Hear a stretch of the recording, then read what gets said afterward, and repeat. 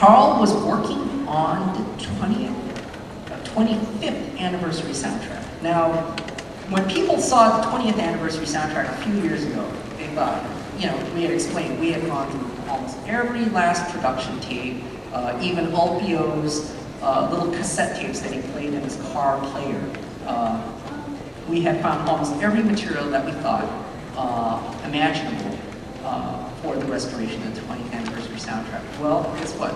We actually found more master tapes, which are actually in better quality than some of the materials we found before. And we also found some music that had never been published before, that we never heard before. And we were actually kind of surprised. How many of you got recording devices or cameras running? Okay. We'd like to ask you to be a little bit polite. We're going to be very polite about this. Can you turn those off briefly? All right. And this is kind of like an honor system, you know, and this is because when we, you know, it's going to come out soon anyway, but what we're really interested in is when it's presented to the public, that it be presented in a high quality format. No blurry pictures, no fuzzy audio, none of that. You know, we'd like it to be presented right, you know, especially when this is, you know, this is something, some projects that we were working on with Carl at the time. So, here we go.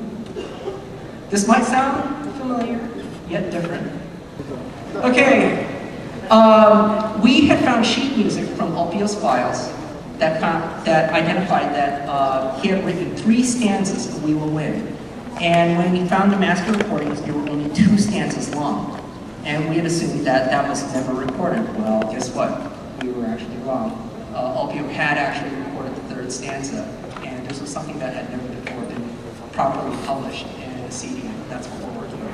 And along with other material from Alpio that had never been published before. And not just Alpio, there's other materials from other composers, from ROBOTECH, Sentinels, a lot of stuff that didn't make it in, so that's something we're working on right now.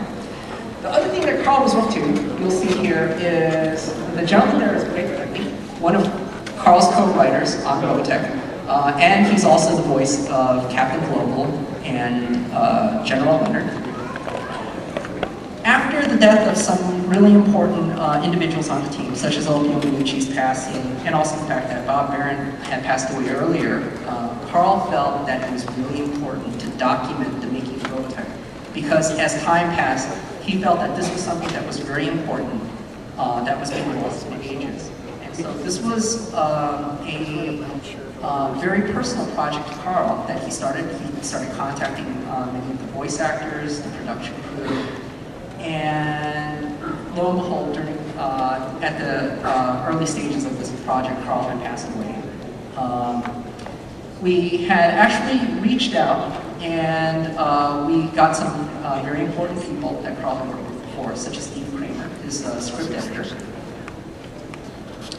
And that's Laura Hart, the voice of Musica, Dan Morin, the voice of Roy Fokker, and also Keith Maxwell, the producer of The Making of Shadow Chronicles from a few years ago. And we're actually working with him right now to complete this documentary on the entire, the making of the original ROBOTECH series. And we were very fortunate. Also, is Senor Guillermo Patino in the crowd somewhere? In the very back? Oh, there, in the back middle. This guy was an interesting fellow. Everywhere that Carl went, he was there. If he was in San Francisco, Memo was there. He was like Carl's shadow. He was everywhere, and it was just amazing. And it became really invaluable because when Carl was talking about all the topics that he was going to cover in the documentary, Memo was there documenting it all. And so after Carl's unfortunate passing, this footage became extremely important to us because it was actually Carl's verbally outlining everything he was going to do.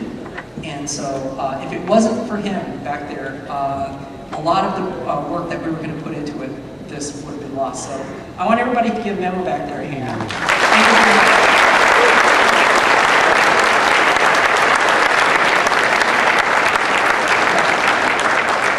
So, all right, we're going to give you a little teaser clip of the documentary that's been put together so far. So here goes.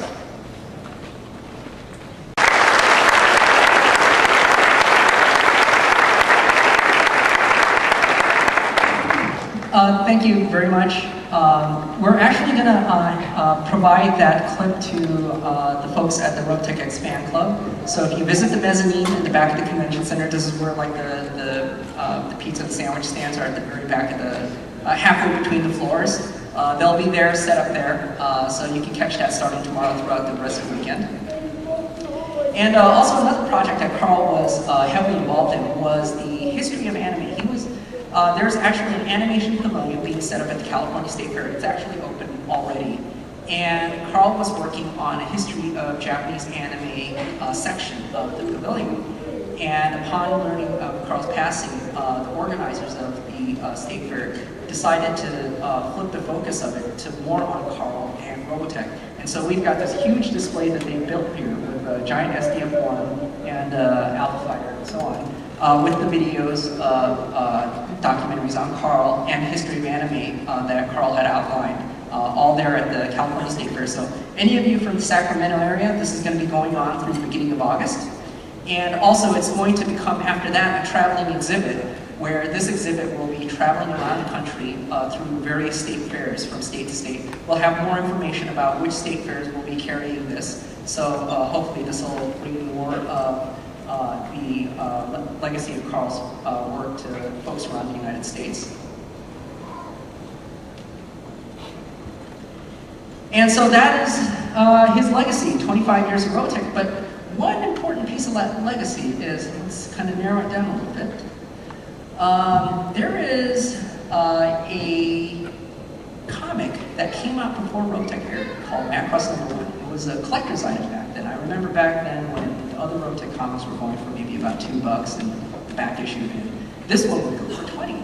This one was worth a lot more than the others. And it was by this artist named Svea Stouch. I was always wondering who this Svea Stouch was. And later I found out that this Svea Stouch was an art director who also did the work, a lot of the line art work that we did for Part 1. Sometimes I would see line art in there where I go, okay, that's obviously from the Japanese production designs. But then sometimes I'd see line art where I go, I haven't seen that character angle before. And later on I found out it was her doing that. And lo and behold, Svea Stouch is not just any individual, she is also Mrs. Masek. So Svea here in the crowd, would you please stand up?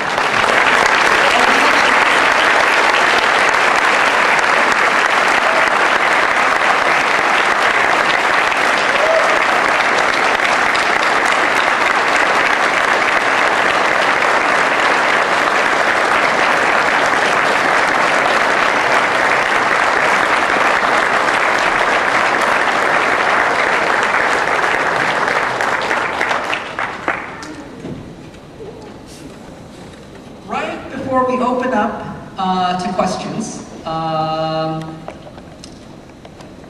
want to add one more thing. People were wondering, well, what is this ROBOTECH that Carl was working on? And one of the things that Carl wanted to do, he wanted to try something different. ROBOTECH Shadow Chronicles was a huge success, but Carl was also a classicist. And with this project, he wanted to try a throwback, something that went right back to the roots of the original series. And how many of you guys want to see a couple of teaser images? Okay. This project, this is the first time we ever announced the existence, even the existence of this project, was Anime Expo. And just to let you guys know the stage we're at, we're entering into the preliminary editing stage. If you're familiar with the way we produce ROBOTECH the Shadow Chronicles, that's where we're actually putting together a full-length animatic of the entire film, which is like a rough cut of the entire film. So we have the timing laid out so that we can start to figure out how we're going to lay out the voice tracks with the voice actors. So we're likely going to be finished around this time next year on this, judging from the schedule, the pace that we work on ROBOTECH Shadow Chronicles. And so this is something that we're really looking